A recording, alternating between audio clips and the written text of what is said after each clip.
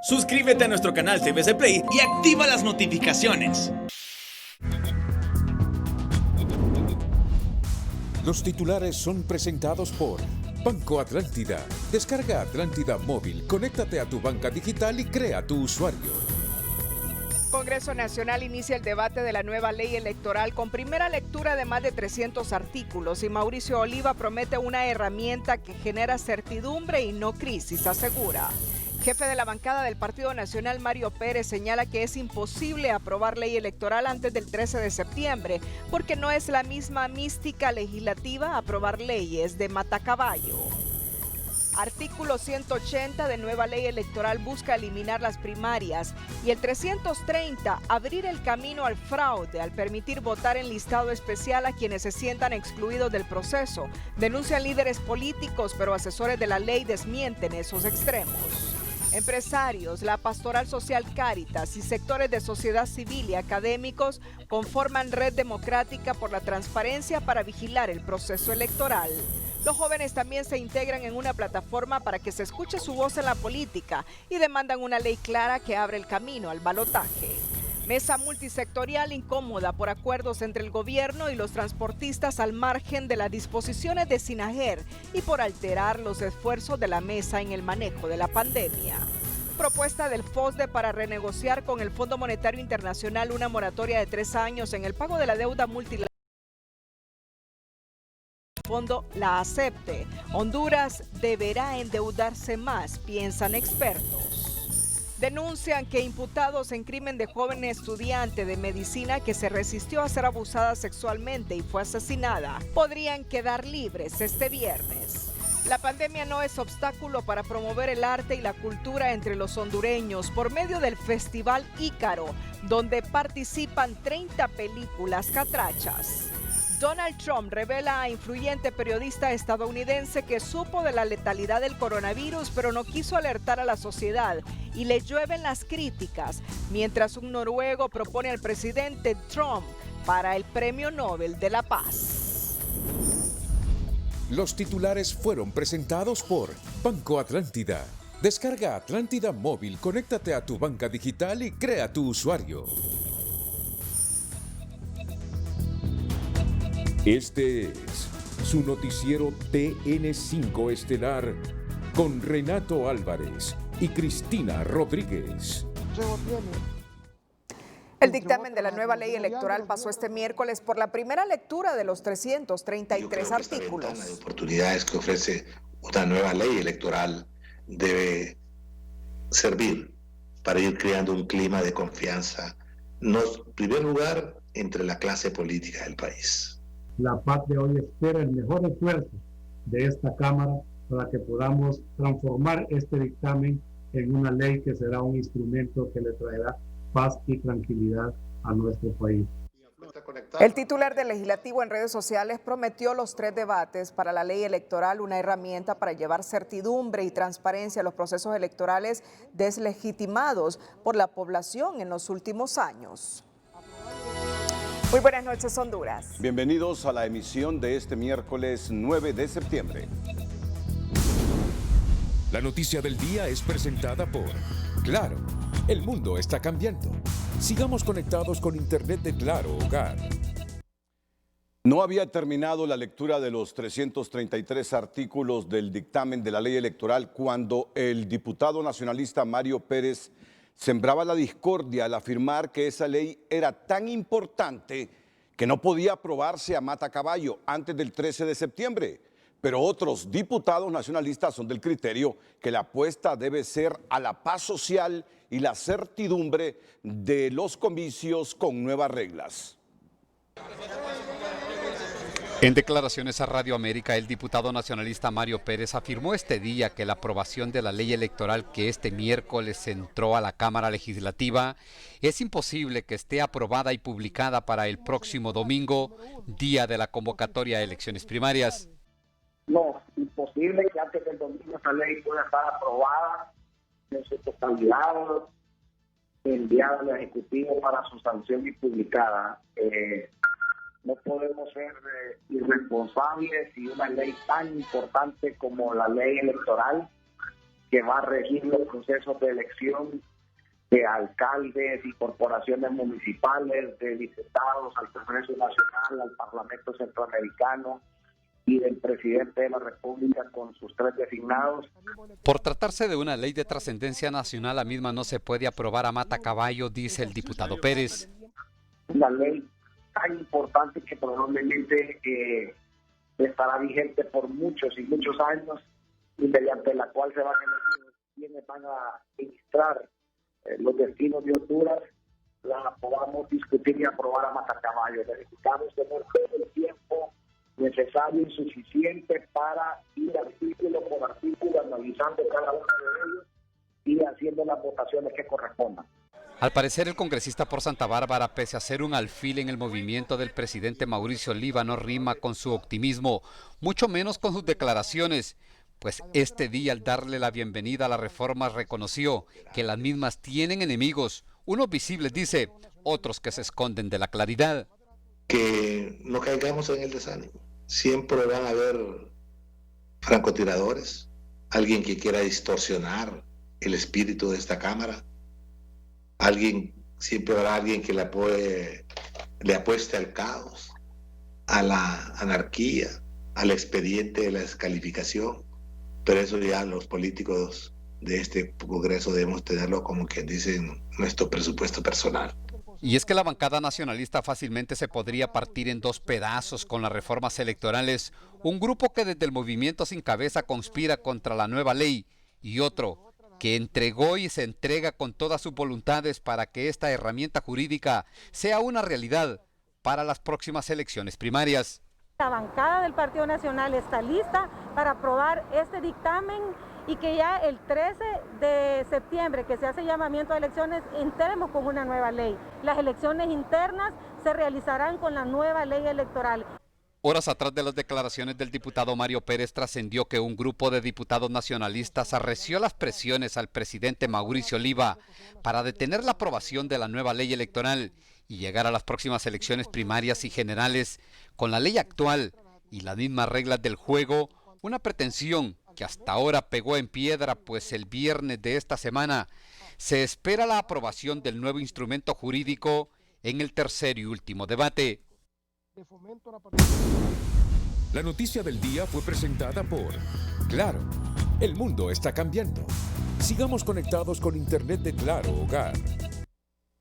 Este miércoles, el líder de la confraternidad evangélica, Alberto Solórzano, se sumó a las voces oficiales en el Parlamento que no ven condiciones para aprobar la segunda vuelta dentro de las reformas electorales porque no hay tiempo. En su cuenta de Twitter, el pastor Solórzano posteó: porque correrá a aprobar las reformas electorales. Hagan la pausa necesaria y saquen un producto que esté a la altura de las expectativas ciudadanas. Este día, el presidente del Poder Legislativo, Mauricio Oliva, descartó la segunda vuelta porque ameritaba reforma constitucional y considera que los plazos se acortan al respecto.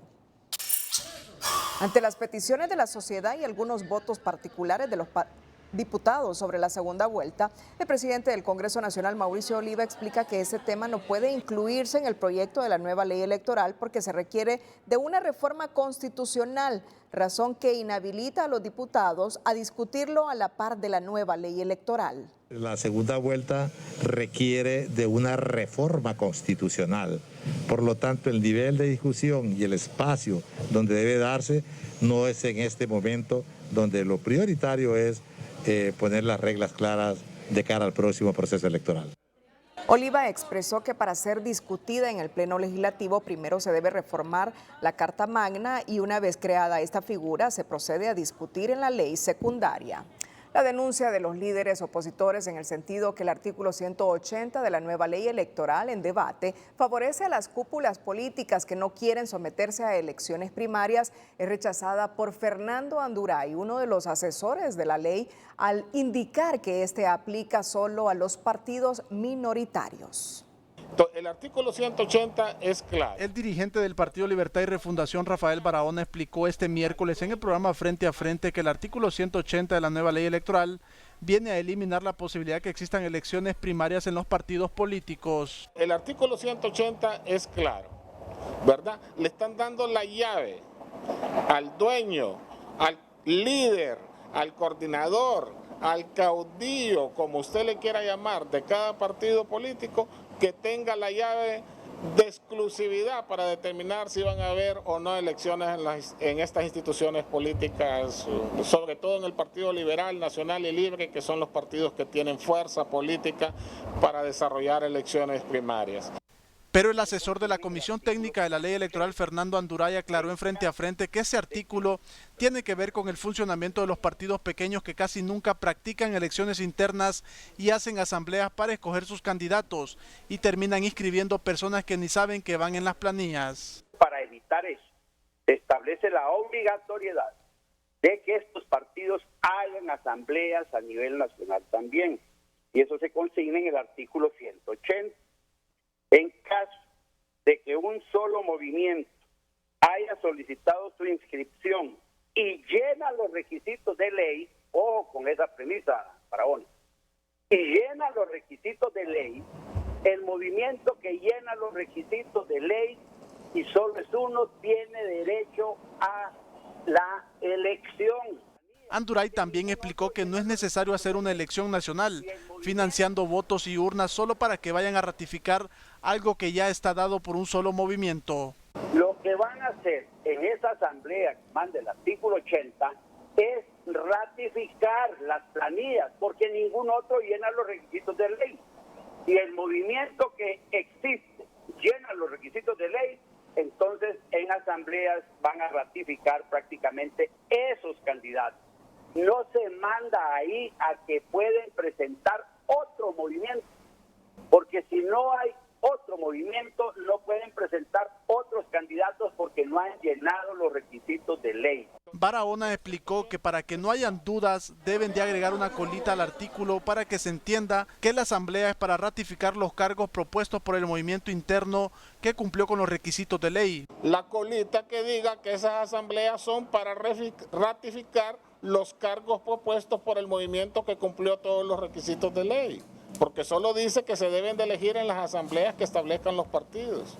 Y además el 188 presupone que hay varios movimientos en contienda, por eso habla si algún movimiento, si no se remitió la información de algún movimiento, entonces se supone que ya hay otros movimientos en contienda y que la información de alguno no se envió y entonces acude a la autoridad electoral para pedir su inscripción. Eso está bien, pero ya el artículo presupone esa condición. Anduray aseguró que está garantizado el derecho de todos los movimientos internos a participar a elecciones y que el partido que no quiera organizarlas, el Consejo Nacional Electoral lo hará. Por su parte, este artículo 180 ya pasó el primer debate en la Cámara Legislativa y podría generar controversia a la hora de su aprobación. José Andino, Telenoticias. Otra polémica que se suma a la nueva ley electoral en discusión en el Parlamento es el artículo 330 que se refiere a las votaciones, al permitir no solo el ejercicio del sufragio con dos identidades, sino que también abre la opción para que las personas que no aparecen en los listados puedan votar por medio de la huella dactilar y anotarse en un cuadernillo aparte, un hecho que según la oposición se presta para el fraude. Pero quienes defienden esa figura dicen que lo que se busca es dar oportunidades a todos para no ser excluidos del sufragio. Nacional Electoral. El artículo 330 de la nueva ley electoral también es motivo de controversia. Manda a votar con las dos tarjetas de identidad, pero también dice que para garantizar el derecho universal de la ciudadanía de ejercer el sufragio, el Consejo Nacional Electoral aprobará mediante reglamento un mecanismo para que los ciudadanos que no aparezcan en los listados definitivos puedan votar verificando su huella dactilar electrónicamente y registrándose en un listado especial, disposición que se presta para irregularidades, consideran representantes de los partidos de la oposición. El objetivo al final es provocar otro fraude como se hizo en la elección anterior. Los cuadernillos ya dicen quiénes deben votar en cada mesa. Usted lo que va a lograr es que se traslade gente de otros municipios para ganar municipios que son del otro partido. Sin embargo, este dirigente del Partido Nacional sostiene que el espíritu del artículo es brindar oportunidad a personas que por algún motivo tienen problemas con la solicitud de la nueva tarjeta de identidad o con la actual. Porque esas posiciones radicales lo que buscan es o que voten todos con la nueva o que no voten todos con la nueva. Mientras que lo que ha hecho la reglamentación transitoria, los artículos transitorios, es viabilizar la participación de los que de aquí a marzo todavía no van a haber poder resuelto su problema de tarjeta de identidad. Pero es una explicación que no termina de convencer a este precandidato de Libertad y Refundación, quien considera que la disposición se presta para repetir la historia del 2017. La otra propuesta que ellos tienen es que si una persona no aparece en el cuadernillo, en el listado de votantes, puede votar y ellos van a hacer una lista alterna. Entonces eso significa que una persona puede andar votando lo que le ajuste el día, cuantas mesas electorales quiera. Realmente es ofensivo, fíjese, este proceso es una contrarreforma, una involución. El artículo 330 en el dictamen de la nueva ley electoral es uno de los 19 transitorios, explica Anduray, y solo tiene vigencia para las elecciones primarias de marzo del 2021. Mario Landa, Telenoticias.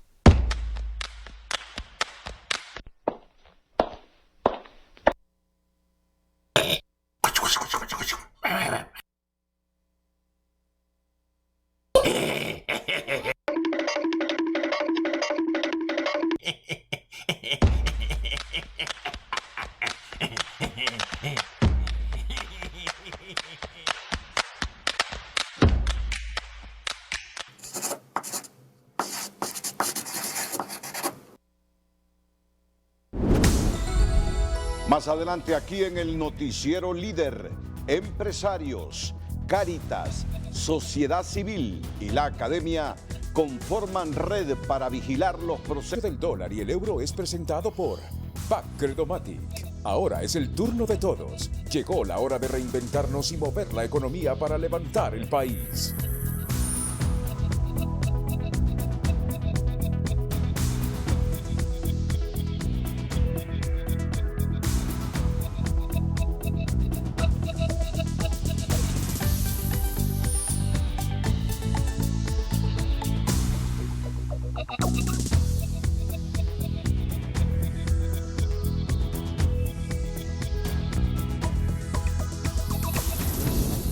El precio del dólar y el euro fue presentado por Credomatic. Es nuestro turno de ofrecerte las herramientas digitales y soluciones integrales que necesitas. Yo no voy a ser candidato. A todos me dice dónde están y les mando una cajita o una bolsita de té valeriana para que se calmen sus nervios. Decirles que se van a encontrar, se van a enfrentar con otro candidato, ya no conmigo. Ya les gané cuando se fueron ellos. Solos como partido, la primera vez le gané. Después me echaron la vaca, le gané. Así respondió el mandatario Juan Orlando Hernández a líderes de la oposición que han asegurado que volverá a lanzarse para un periodo de 4 años más. Hernández recordó que ya ganó en 2 elecciones presidenciales y señaló que en estos momentos está trabajando para sacar adelante al país de la crisis provocada por la pandemia. Le toca a otra generación de mi partido. Vendrá otros candidatos. Yo ya no voy a ser candidato. Y están tan preocupados que lo mencionan una y otra vez, pero yo más creo que también para otros es una forma de hacer una campaña porque al final no tienen propuestas. Hernández, sin embargo, vaticinó que la oposición perderá las elecciones y explicó por qué. No los he visto en esta pandemia.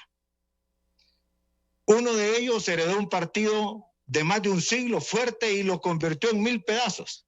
Y ni el voto de la mamá creo que consiguió. Hernández también aseguró que los líderes de Libertad y Refundación engañaron al ex candidato presidencial Salvador Narrala. Y el otro, que estaba acostumbrado a todos esos eventos televisados y eventos, certámenes, que es muy bueno también para la parte social, pero lo engañaron sus camaradas. Lo llevaron a decir que en Corea del Norte no existía ninguna dictadura. Lo llevaron a decir que era bueno el régimen de Venezuela, después se vino de regreso y después de regreso y así se fue bandeando de un lado a otro.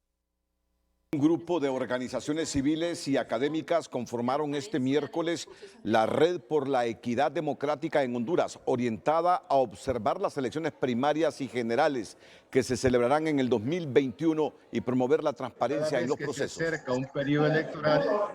Se discuten propuestas para implementar reformas electorales que democratice la elección a cargos de primer grado y fortalezca la participación del electorado.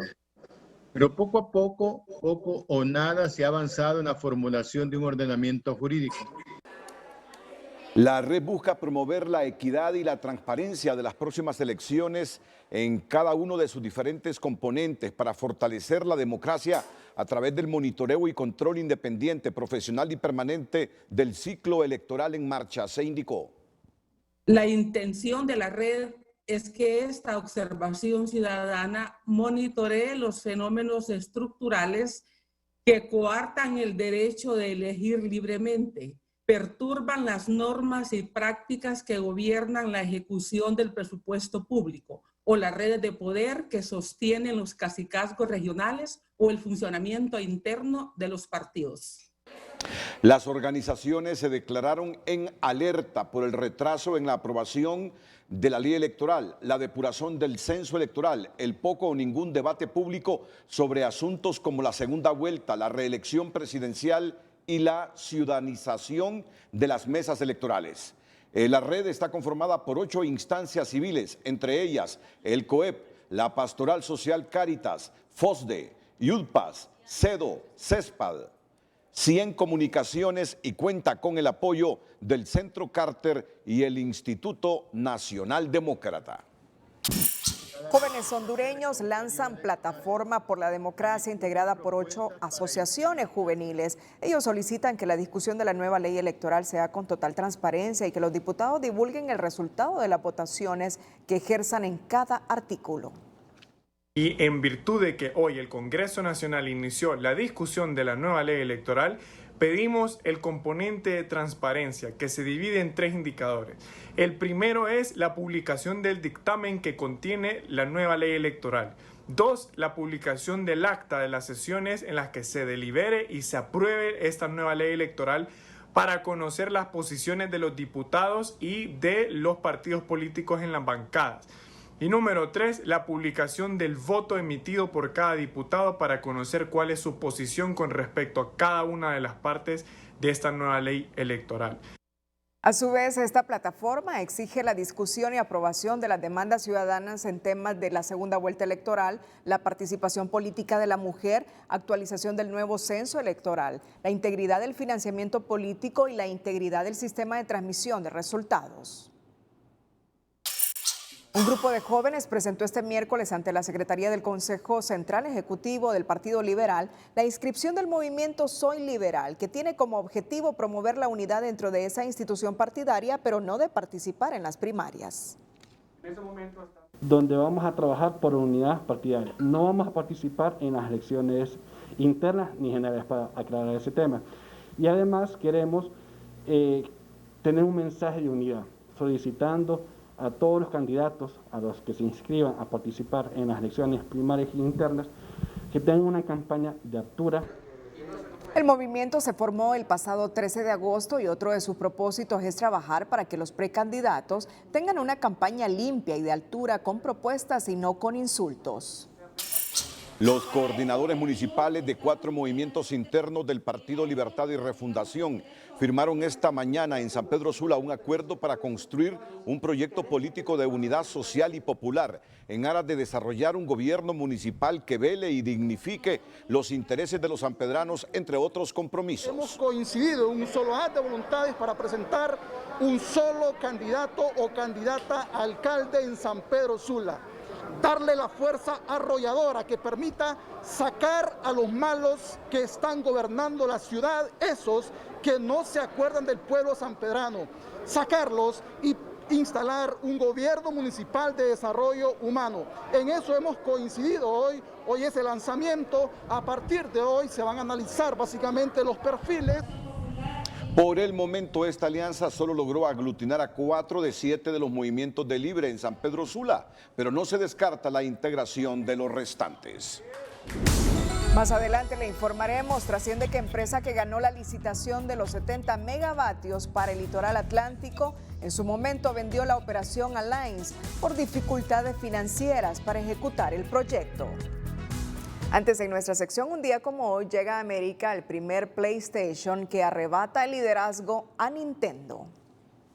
Un día como hoy es presentado por Banco Vicenza. Te conoce, te entiende. Tras su lanzamiento en Japón el 9 de septiembre de 1995, llega a América el primer PlayStation, a un precio de introducción de $299. El resto es historia. La PlayStation le arrebató el liderazgo a Nintendo y gran parte de ese logro recayó en los juegos y sagas por los que apostó Sony, que apelaron a un público adolescente y adulto. Los PlayStation han cambiado no solo los videojuegos, sino el mundo del entretenimiento. Hoy en día los juegos recaudan más que el cine o la música y también cuesta mucho más hacerlos. Un día como hoy fue presentado por Banco Vicenza. Te conoce, te entiende. En nuestra nota positiva, más de 30 películas hondureñas participan en el Festival Ícaro Honduras, cuyo propósito es promover y cultivar el arte de la cinematografía y la historia documentada del país. El Festival Ícaro es una gesta cultural que se efectúa en toda Centroamérica y en él se imparten talleres y charlas sobre la industria del cine, el arte y las oportunidades para jóvenes cineastas de conseguir recursos para financiar sus proyectos. La noticia positiva es presentada por Tigo. ¡Qué buena señal con la super recarga! Con gigas de internet para estar conectado desde 25 lempiras, todo incluido. Tigo, en todo lo que te mueve. El objetivo del Festival Ícaro Honduras es promover el arte cinematográfico con diversas actividades que van desde la exhibición de 33 películas hondureñas que concursan para representar al país en un evento internacional, además de talleres formativos en el área del cine. El Festival de Cine Ícaro es un festival que tiene 23 años, es el primer festival de Centroamérica y nosotros hacemos la sección de Honduras, es un festival nacional donde pueden ver este año y lo van a ver a través de las redes sociales, de Facebook y de festivalicaro.com, todas las películas que están concursando para este festival. Son 33 películas que son de la categoría documental, ficción, experimental y animación. Estas personas están concursando, ustedes pueden ver esas películas totalmente gratuitas a través de las plataformas de festivalicaro.com. El evento, que se desarrolla en el país desde el pasado 5 de septiembre, también cuenta con una serie de talleres con expertos internacionales que muestran los caminos a los cineastas hondureños de cómo evadir los valladares y salir triunfantes para lograr una cinta de calidad. Por ejemplo, uno de los más importantes que tenemos es el de documental, donde una de nuestras jurados, Marta Clarice Hernández, está mostrándoles cómo darles contexto a estos documentales. Hay otro taller sobre de producción para desarrollar carpetas de producción, que tenemos personajes muy interesantes. Inés Nofuentes, que es la productora de Ishkanul, una galardonada por ser una película seleccionada por el Berlinare, que es un festival internacional. Están explicándole a los colegas cómo hacer carpetas, cómo pedir fondos, cómo presentar un proyecto para acceder a fondos. Según Durán, actualmente en el país existe mucho talento y por ende variada producción. Sin embargo, se necesita más apoyos para lograr los estándares de calidad a que se aspira. La noticia positiva fue presentada por Tigo. ¡Qué buena señal con la super recarga! Con gigas de internet para estar conectado desde 25 lempiras, todo incluido. Tigo, en todo lo que te mueve. Tramados que se dieron para otorgar y ampliar el contrato para generar energía en el litoral atlántico, denunciados por el exministro de la Presidencia, Luis Cosenza, obligan al Tribunal de Cuentas y al Ministerio Público a abrir una investigación por las irregularidades detalladas, sostienen economistas, para empezar a limpiar la impunidad que rodea a la Empresa Nacional de Energía Eléctrica. Todos los esfuerzos que se hacen por adecentar el país tienen poco o ningún efecto positivo, reconoció en un artículo periodístico el exministro de la Presidencia, Luis Cosenza. El exfuncionario deja al desnudo una serie de irregularidades que se presentaron en los contratos otorgados a una generadora térmica y a la cual el Congreso le extendió por 12 años más el servicio. Las actuales críticas al proceso de contratación de energía y potencia en el litoral atlántico, junto con las debilidades mostradas por el artículo publicado por el doctor Luis Cosenza, no son nada más que una muestra de la ineficiencia del sistema eléctrico nacional y de la débil institucionalidad. Cosenza indica que en el 2017 la ENEL licitó por 3 años la instalación de equipo para generar energía a base de diésel en La Ceiba y el Bajo Aguán. Enviaron el documento a la CRE, quien encontró deficiencias y pidió enmendarlas. La ENE siguió con el proceso sin que la CRE lo aprobara. El exfuncionario también señala en su artículo que la ENE adjudicó la licitación a la empresa que ocupó el segundo lugar en el proceso. Sin embargo, Telenoticias conoció que la empresa ganadora transfirió el contrato a Lines por falta de recursos financieros para ejecutar el proyecto. Son tantas las opiniones que han surgido que el ministro de Finanzas, Hugo Noé Pino, solicita se inicie una investigación. ¿Qué quiere decir? Que se benefician sectores económicos específicos en función de a saber qué tipo de intereses que vale la pena investigarlos, como es el caso de la Comisión de Energía. Con el visto bueno de la asesoría legal de la ENE se procedió a hacer agregados y modificaciones al contrato. Según Cosensa, se autorizó generar con búnker y no con diésel como se licitó. Luego decidieron ampliar el contrato en el Congreso. Por eso los vinculados al sector piden la reconsideración y el cumplimiento de la ley. Hacemos un llamado a la reflexión y a la comunicación entre las partes.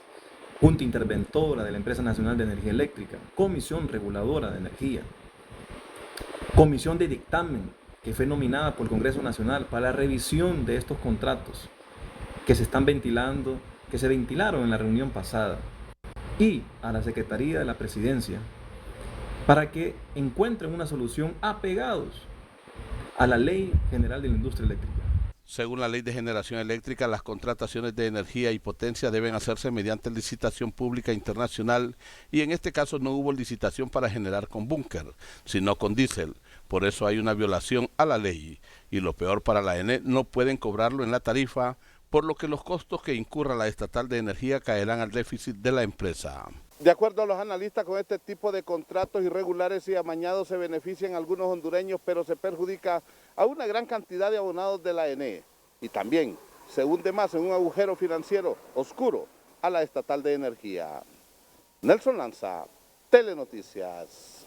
Los acuerdos entre el Instituto del Transporte y los dirigentes de ese rubro para cesar tomas y protestas orientados a permitir la salida de transporte en un 100% a partir del próximo lunes ha generado malestar en la mesa multisectorial por considerar que no fue autorizado por el SINAGER, que fue una determinación unilateral y vota el esfuerzo hecho en la mesa todos estos meses. Economía Hoy es presentado por Banco de Occidente. Apoyando al pequeño de hoy, hacemos el grande del mañana.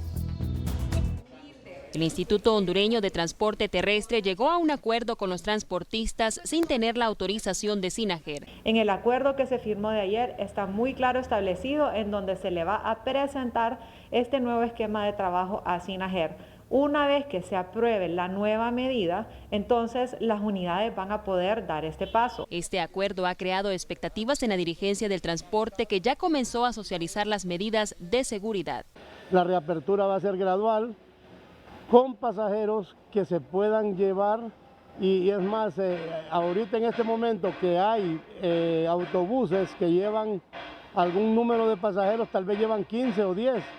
Y en algunas horas picos de repente puede ser que lleven casi la capacidad. En caso de obtener la aprobación de SINAGER, las actividades se reiniciarán de manera gradual hasta llegar al 100% de la ocupación total de las unidades de transporte. Continuaremos con las capacitaciones, con la extensión, la emisión de los salvoconductos para que puedan operar, y pues el esquema se mantiene. Lo único es que pues vamos a ir gradualmente incrementando la capacidad de pasajeros que pueden ir en cada una de las unidades. La decisión de inmediato causó malestar entre representantes de la mesa multisectorial al asegurar que se trata de una medida unilateral e inapropiada, pues se rompen los protocolos y no es consecuente con lo que se ha trabajado en los últimos meses.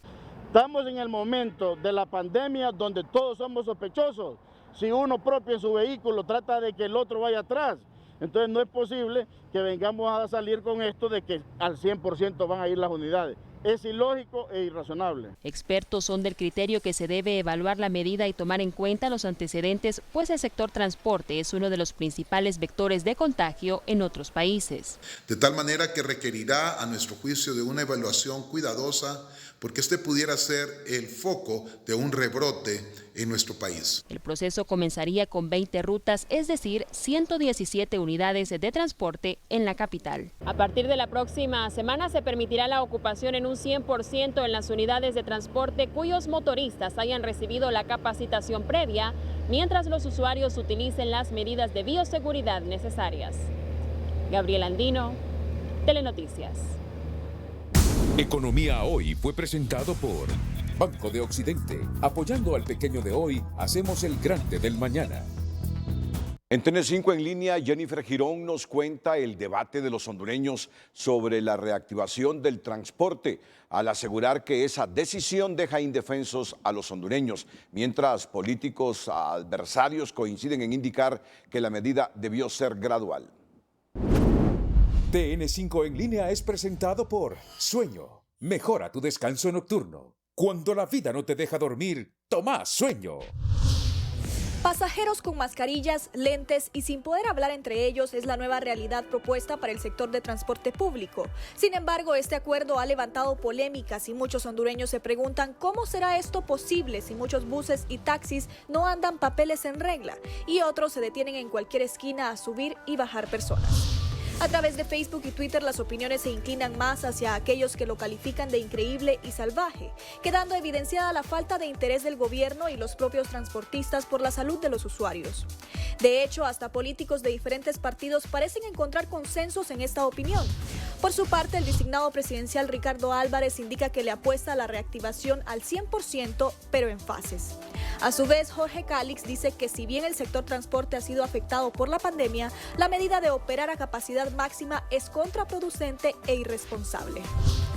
Algunos lamentan que los más afectados son las personas de escasos recursos que utilizan el transporte público por necesidad, por lo que dicen que depende de cada quien el decidir subirse a un autobús con 30 personas o más.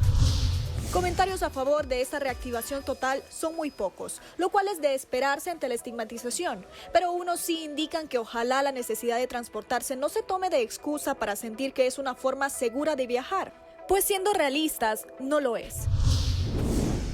TN5 en línea fue presentado por Sueño. Mejora tu descanso nocturno. Cuando la vida no te deja dormir, toma Sueño. Los comerciantes de artesanía del mercado Guamilito, afectadas por el incendio que el pasado 17 de junio consumió sus locales, han protestado y exigido este día el cumplimiento de promesas como la construcción del inmueble, así como el apoyo económico que hasta la fecha no han recibido. Para empezar, pedimos que el mercado no se pare la construcción, ya que solo hicieron una limpieza y ya llevan 3 semanas parados. Dicen que hasta noviembre siguen porque no hay fondos. Si no hay fondos, ¿para qué nos ponemos a hacer un mercado tan exagerado? Que solamente nos tiren el techo, nos tiren el sistema de aguas negras y nosotros, como siempre, construimos adentro de nuestros propios fondos como lo hemos hecho. También se dio una promesa de Capital Semilla, en la cual se vio por todos los medios y no ha llegado a nuestras manos. En la actualidad, algunos de los comerciantes se han unido para alquilar un predio a inmediaciones del inmueble quemado. Sin embargo, urgen el apoyo económico para salir adelante. En el marco internacional del Día de la Agricultura, el presidente Hernández visitó este miércoles las instalaciones del Instituto Hondureño de Mercadeo Agrícola IMA para supervisar la reserva estratégica de frijol rojo y maíz. En este momento tenemos en nuestra reserva estratégica de frijoles 70,000 quintales, pero como una buena noticia a los productores nacionales, en este momento el presidente nos autorizó a subir a 100,000 quintales la reserva estratégica para la cosecha 2020-2021. La reserva estratégica en el Lima es de 70,000 quintales para la cosecha 2020-2021 y que beneficia a unos 6,500 productores de manera directa y representa una inversión del gobierno de 80 millones de lempiras. En este evento del Instituto Hondureño de Mercadeo Agrícola IMA, el presidente Hernández, al momento de contestar las preguntas de la prensa, aprovechó para recordarle a la banca el compromiso de aliviar la carga financiera a quienes tienen deudas con ellos, al tiempo que pidió a los medios sacar al aire su petición. Cuidado, viejo. Cuidado, papito.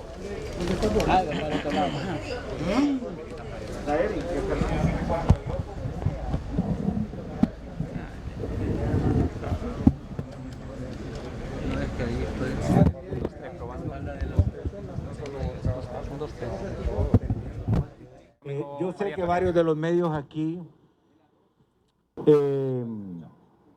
son transmisores de la publicidad de los bancos.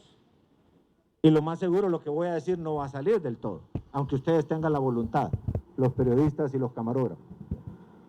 Pero quiero pedirle a los bancos que se pongan la mano en la conciencia. Tienen más de 2 décadas de estar ganando muy bien. Hay clientes que han sido tan buenos que por esta situación que no fue culpa de ellos, el cierre de la economía era necesario para cuidar la salud, ellos no han podido vender, no han podido procesar sus productos. Si les tiramos el rescate, si los salvamos, volvemos a que sea un cliente de primera. Y así está pasando con muchas personas. Les están cobrando en tarjetas de crédito intereses sobre intereses. Pero ayúdenme ustedes a hablar con sus editores, con los dueños de sus medios, para que esto también llegue allá. Yo hablé con un grupo de empresarios ayer y les dije, el 70% de los empleos lo produce la micro, pequeña y mediana empresa. Tenemos que salvarlos. ¿Cómo vamos a dejar morir la industria que ya iba creciendo del turismo? El gobernante insistió que su gobierno ya hizo buena parte de lo que le corresponde para el auxilio de la pequeña y mediana empresa sacudida por la crisis que provoca la pandemia. Ahora le toca, dice, a quienes se benefician de manera directa con los préstamos y hasta la mora de miles de hondureños. La propuesta del Foro Social de la Deuda Externa, FOSDE, orientada a una reconversión económica que pase por una renegociación con el Fondo Monetario Internacional del pago de la deuda multilateral, otorgando una mora de 3 años, es razonable según los expertos, pero advierten que será difícil que el Fondo Monetario acceda a esta petición y el camino que espera al país es seguir ensanchando su deuda. El Minuto Financiero es presentado por Banco Ficosa. Comprar lo hecho en casa es tener corazón catracho, porque cuando consumimos lo nuestro, crecemos todos. Ficosa, tu salud está en tus manos. En vista que la economía del país está contraída, los ingresos del gobierno han caído y se desconoce cómo van a reaccionar las ventas y el pago de tributos, el FOSDE plantea una reconversión económica que permita renegociar con el Fondo Monetario Internacional una mora por 3 años del pago de la deuda multilateral, lo que es viable según economistas hondureños. A renegociar con Fondo Monetario y con los banqueros multilaterales para postergar los pagos del servicio de la deuda por al menos 2-3 años, y esos recursos del servicio de la deuda, que son aproximadamente 43,000 millones, debieran servir para financiar el gasto corriente. Es una sugerencia aceptable y viable, en vista de que ya el G20 decidió suspenderle los pagos de la deuda externa a los países que tienen un ingreso menor a $2,000 anuales, que son los llamados países de bajos ingresos. Honduras está dentro del grupo de países de ingresos medios. En el documento del FOSDE señala que existe un colapso sanitario, económico, político y de corrupción. Por eso también enumera medidas complementarias que van desde reducir las pérdidas de la ENE, renegociar los tratados de libre comercio con los Estados Unidos para la suspensión de las importaciones por 3 años, rediseñar el sistema agrario invirtiendo en los valles fértiles para producir alimento, revisar las pérdidas de la ENE y eliminar algunas exoneraciones. Economistas que han trabajado de cerca con organismos de crédito internacional no creen que el FMI autorice la mora. Una renegociación del acuerdo con el Fondo Monetario Internacional en esta etapa no es posible, ya que esto representaría una falta de compromiso político del gobierno de Honduras y se debe continuar con los procesos de reforma estructurales importantes como son la reforma del sector eléctrico y el mejoramiento de la gobernanza. La realidad es que el país necesita dinero fresco y de no autorizar el FMI una mora en el pago de la deuda para poder invertir esos recursos en gastos sociales e infraestructura, a Honduras solo le queda la opción de endeudarse o utilizar sus reservas internacionales, que ya alcanzan los $8,000 millones. Tenemos que agarrar dinero o de las reservas o endeudarnos, pero que vamos a necesitar dinero fresco para poder enfrentar los efectos de la pandemia es un hecho. Honduras tiene poco espacio para seguir endeudándose en relación a su Producto Interno Bruto y la utilización de las reservas internacionales debe ser la última opción según los expertos.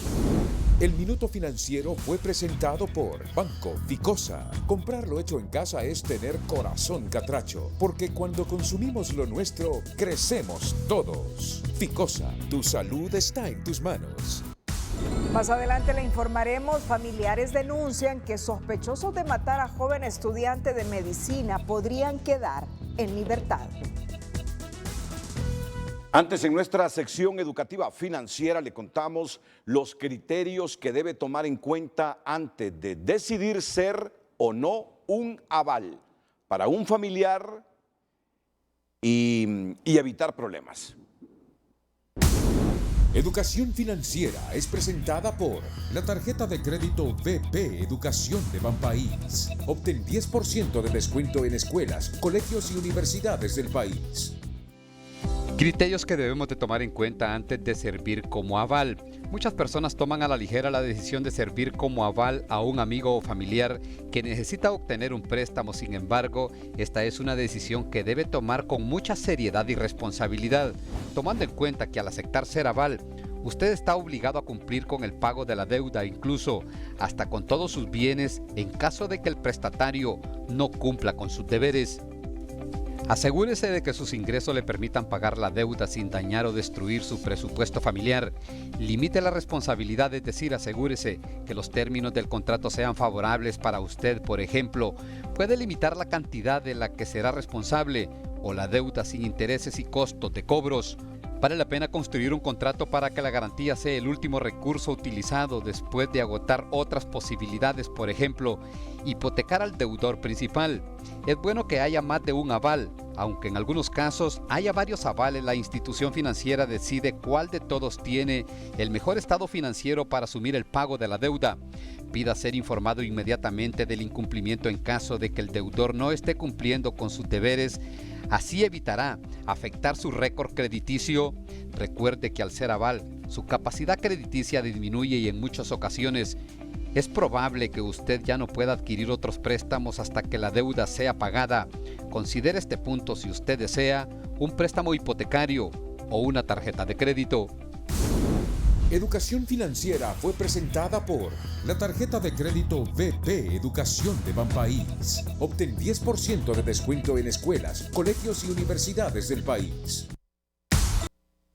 La Corte de Justicia anula un juicio que favorecía a Mario Zelaya y Ramón Bertetti por el desfalco al Seguro Social y ordena su repetición, pues estima que debe conocerse qué pasó con los 167 millones de lempiras que se habrían sustraído de la deducción del impuesto sobre la renta que se hizo a los empleados.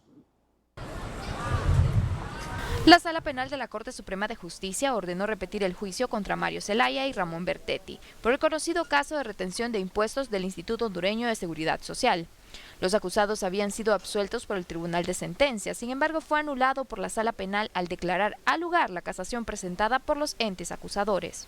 La Sala de lo Penal ha declarado con lugar un recurso de casación interpuesto por la parte acusadora en la causa instruida contra el ciudadano José Ramón Bertetti y también el ciudadano Mario Zelaya en otro de los casos del descalabro financiero del Instituto Hondureño de Seguridad Social. Es importante recordar que a ellos se les había absuelto hace aproximadamente unos 3 años de los delitos de malversación de caudales públicos y también del delito de violación de los deberes de los funcionarios. Al declarar con lugar este recurso de casación interpuesto por la parte acusadora, se ordena nuevamente por parte de la Sala de lo Penal repetir el debate de juicio oral y público. En 2017, Mario Zelaya y Ramón Bertetti fueron absueltos por el delito de retención de impuestos de una suma de al menos 167 millones de lempiras, pertenecientes al impuesto sobre la renta de los empleados del Seguro Social, que no se entregaron a la desaparecida Dirección Ejecutiva de Ingresos. Sin embargo, la abogada defensora alega que Zelaya y Bertetti no sustrajeron ese dinero. En esa imputación por parte del Ministerio Público, se pueda demostrar que ese dinero ahí estaba en las arcas del Seguro Social, que no se ejecutó es otra cosa, pero que se haya apropiado ellos, ya sea por apropiación indebida o malversación de caudales públicos, pues en la misma sala quinta del Tribunal de Sentencia los absolvió por esa misma razón, porque lo que había ahí era una negligencia administrativa. Para este abogado penalista, la repetición del juicio con nuevo tribunal significa una oportunidad para que el Ministerio Público presente pruebas más contundentes contra los acusados. que tener todos los antecedentes para poder dictar una nueva sentencia, ya que se tienen que dar nuevos medios de prueba, hacer todo el juicio desde cuando se inició en la parte oral. ¿Podría cambiar entonces la sentencia de este juicio? Si la Fiscalía presentara nuevos elementos o algunos elementos que no fueron tomados en cuenta durante el juicio pasado, sí, la sentencia puede cambiar. El Ministerio Público aún no ha conocido los alcances de la sentencia, ya que la Corte Suprema de Justicia no ha enviado la resolución a la Fiscalía que conoce el caso. Familiares de la malograda estudiante de medicina Silvia Vanessa Izaguirre Antúnez, de 27 años, quien fue asesinada tras defenderse su vida con dignidad al intentar ser violada por varios sujetos que asaltaron el autobús en el que se trasladaba a la ciudad de Trujillo el 28 de marzo de 2018. Denunciaron hoy que 4 de los implicados podrían quedar libres por presión de sus familiares, que a diario llegan a los juzgados de Tocoa, Colón, exigiendo su libertad. Según familiares de la joven universitaria, tras presentar al menos 120 medios de prueba, el juicio contra los 4 implicados se desarrollará este viernes, donde se determinará su inocencia o culpabilidad. Cabe señalar que la víctima cursaba su 6º año de medicina y era originaria de la ciudad del Paraíso, en el departamento del mismo nombre. Una niña de 1 año de edad fue ingresada al Hospital del Sur por quemaduras en su cuerpo con agua caliente, a quien se le practicó la prueba de COVID-19, dando como resultado positivo. Sus padres la trasladaron de inmediato desde la comunidad de Agua Fría, El Corpus. Fue intervenida quirúrgicamente para hacerle lo que es un debridamiento, quitarle el exceso de piel quemada que tenía esta niña en quirófano bajo sedación, el cual se hizo mediante el servicio de cirugía. Cabe destacar también que la paciente también es COVID positivo, por lo cual también ya hicimos lo que son las gestiones para que esta niña sea recibida en Fundaniquem, allá en Tegucigalpa. El galeno invitó a los padres de familia para que cuando sucedan estos accidentes acudan de inmediato al sanatorio o no dejen pasar el tiempo, ya que dificulta y hace que sea tardía la recuperación. El haber negado un crédito en su pulpería le trajo la muerte al ciudadano Lázaro Hernández, de 75 años de edad, quien fue decapitado mientras leía la Biblia. El supuesto responsable fue identificado como Selvin Navarrete, alias El Chele. El hecho ocurrió en el municipio de Marcovia, en Choluteca. Un longevo fue decapitado mientras leía la Biblia en su pulpería. El hecho violento ocurrió en la comunidad de La Reserva, jurisdicción del municipio de Marcovia, Choluteca, y según relatos de los vecinos, el haber negado un crédito desató la ira del homicida. Dicen que con arma blanca, machete. El señor era muy conocido acá porque él tenía su pulpería, le daba a toda la comunidad, le daba crédito y todo eso. Y él dice que el señor don Lázaro estaba leyendo la Biblia. Y llegó al individuo y lo agredió con el machete porque no le dieron un crédito de cigarro o comida, no sé, es lo que yo oigo. La captura del supuesto hechor fue casi inmediata, quien no presentó ninguna oposición al momento de su detención, señalaron las autoridades policiales. Una persona sin vida que correspondía al nombre de Lázaro Hernández Álvarez, de aproximadamente 75 años de edad, y quien esta persona falleció a consecuencia de heridas producidas por arma blanca, logrando la captura de la persona supuestamente homicida, que corresponde al nombre de Selvin Navarrete, alias El Chele. Esta persona tiene aproximadamente 41 años de edad. También le decomisaron lo que es la arma blanca, lo cual utilizó para quitarle la vida al hoyo occiso. Desde Choluteca, Karen Sauceda, Telenoticias. Este día fue separado de su cargo el teniente coronel Jaime Orlando Espinosa López, quien se desempeñaba como director de la Penitenciaría Nacional, y según Carlos del Cid, miembro de la mesa penitenciaria, un fuerte contingente de militares se lo llevó de manera forzada.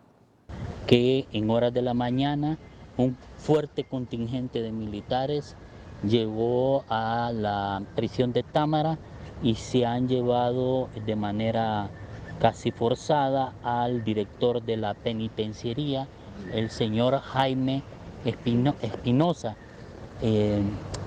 y han empezado a querer hacer requisas de manera abrupta en los diferentes módulos. Por su parte, el teniente José Cuello, portavoz de Fusina, negó la suspensión del coronel Jaime Espinosa y afirmó que solamente se trata de una reubicación de varios directores penitenciarios. Queda completamente descartado lo que se estuvo manejando en algunos medios de comunicación, redes sociales, por algunos grupos que en algún momento lo que buscan es causar pánico o alarmar a la población, que estaba relacionado a una reyerta, a un amotinamiento o que en algún momento habían capturado al director del Centro Penal de Támara. Eso queda completamente descartado. Lo que se ha llevado a cabo es una operación de requisa y una operación de extracción, traslado y reubicación de privados de libertad. Actualmente lo que se está realizando es los procedimientos administrativos de entrega y recibo del señor director del Centro Penal de Támara al nuevo oficial que estaría asumiendo el nuevo cargo. Cuello también afirmó que actualmente se están realizando pesquisas en las penitenciarías de Támara y Comayagua, razón por la que varios efectivos de la Policía Militar se instalaron en los alrededores de estas cárceles. En la actualización de decesos por la COVID-19 en los principales hospitales públicos de la capital se reportó que en las últimas 24 horas solo se registró la muerte de 2 personas en el Hospital de Especialidades del Seguro Social, mientras en el caso de los hospitales Escuela, el Instituto Cardiopulmonar del Tórax y el San Felipe no se registraron muertes, en tanto se continúa la baja de ingresos por la enfermedad.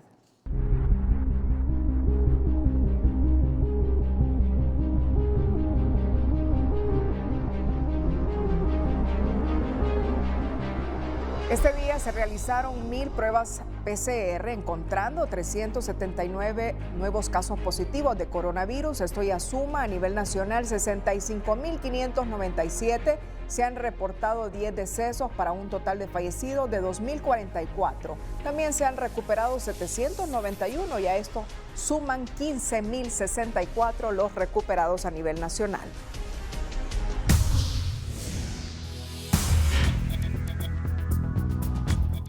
Hola, ¿qué tal? Feliz noche para todos.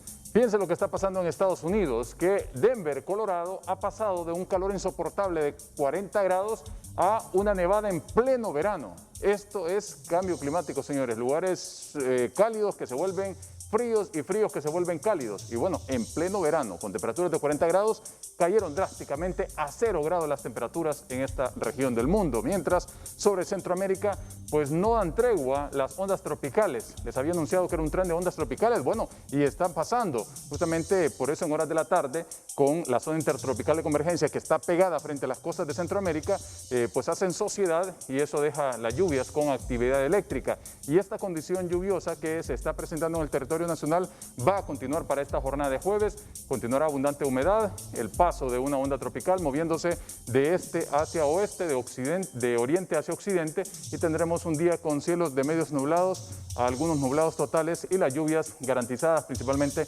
hacia horas de la tarde o en horas de la noche en por lo menos el 90% del territorio hondureño. Mientras observamos a Paulette y un poco más atrás René, 2 tormentas tropicales y otro fenómeno en formación ya con un 80% de posibilidades. Y me despido con esta imagen de Paulette, que tiene esta noche vientos de 95 kilómetros por hora, mientras René hoy estuvo degradada de presión, pero nuevamente se fortaleció y es tormenta tropical. Así que siguiendo la pista de estas 2 tormentas más un disturbio, así estamos con una temporada súper activa. Cuídense mucho, siempre les queremos como televidentes y no como noticia. Que la pasen bien. El hecho, la frase y la imagen del día con Telma Mejía.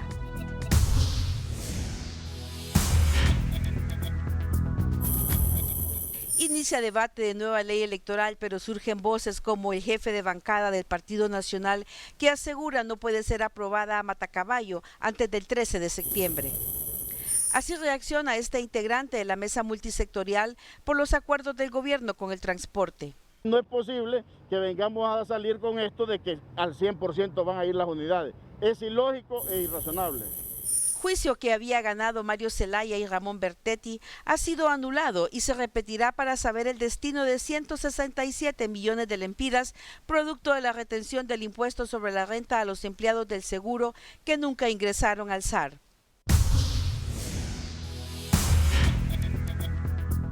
Cerramos la emisión estelar en minutos, la serie Falsa Identidad. Nos despedimos con las 5 de TN5. A todos muchas gracias, buenas noches.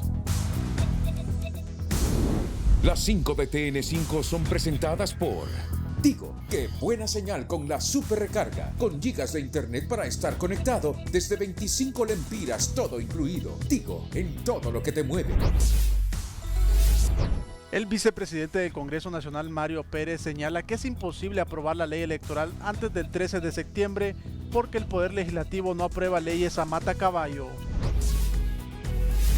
Diferentes sectores de la sociedad conforman Red Democrática por la Transparencia para vigilar el proceso electoral.